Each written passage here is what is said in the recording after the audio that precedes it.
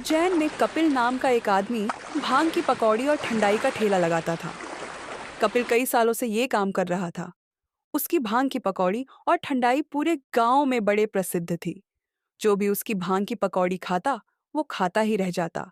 कपिल के परिवार में उसकी पत्नी और एक बेटा बेटी रहते थे। उसकी बेटी की शादी हो गई थी और 28 साल का बेटा नवीन दिन भर अपने दोस्तों के साथ आवारागर्दी करता और शाम को घर आता। बेटा नवीन, अब इस बुढ़ापे में मुझसे ज्यादा देर तक ठेले पर खड़ा नहीं रहा जाता।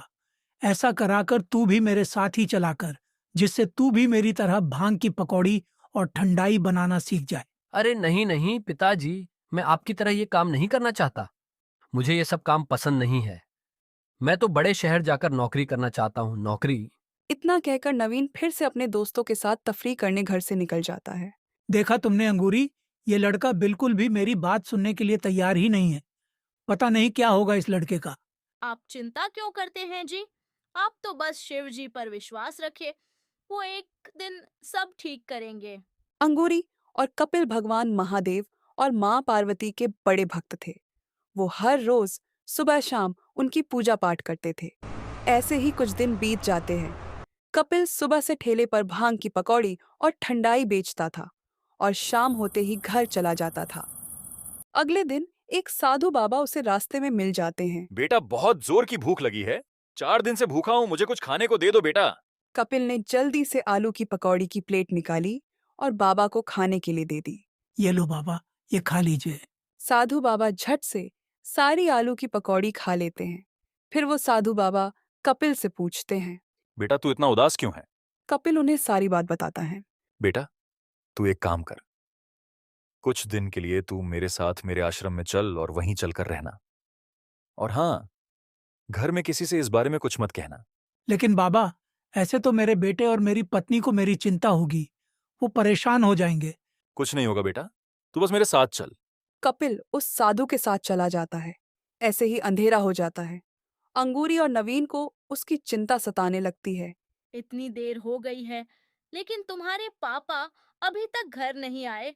आज से पहले तो कभी उन्होंने इतनी देर नहीं की। मेरा तो दिल बैठा जा रहा है। अरे माँ, तुम बेकार में ही चिंता कर रही हो। अरे पापा को कुछ नहीं होगा, आप यही रुकिए, मैं उन्हें देख कर आता हूँ।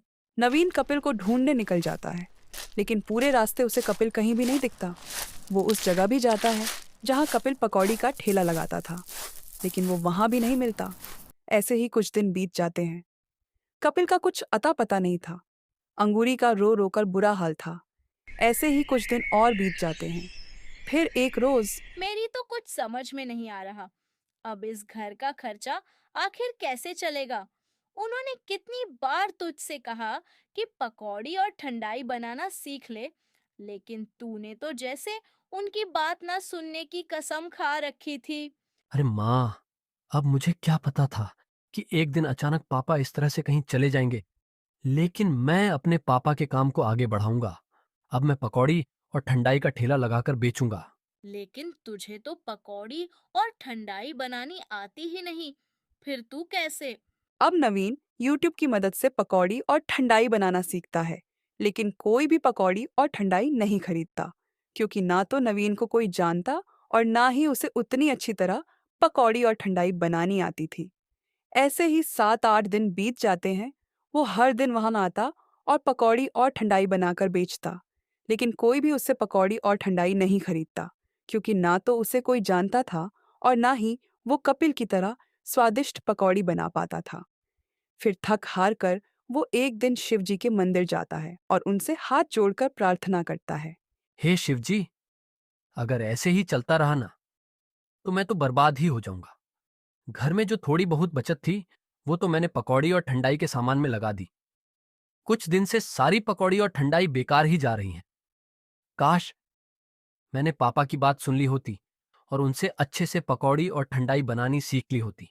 इसके बाद वो मंदिर से घर आ जाता है और फिर ठेला लेकर काम पर चला जाता है। कुछ देर बाद उसके पास एक औरत आती है। एक प्लेट पकौड़ी की दे दो, मैंने 2 दिन से कुछ नहीं खाया।